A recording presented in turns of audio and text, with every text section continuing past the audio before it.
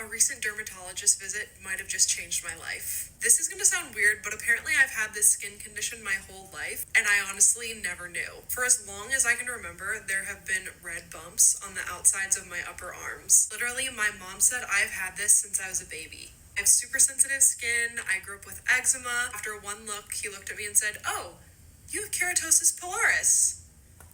I was like, what?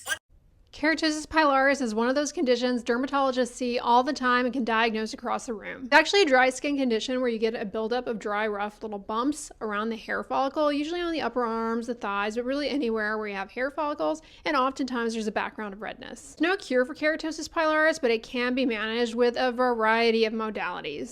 Chemical exfoliants are a go-to for dissolving those dry, rough bumps and ultimately improving moisture retention in the skin, and amlactant is a go-to with ammonium lactate, aka lactic acid. You could also look for a moisturizer with urea or salicylic acid or glycolic acid. They can do the trick as well.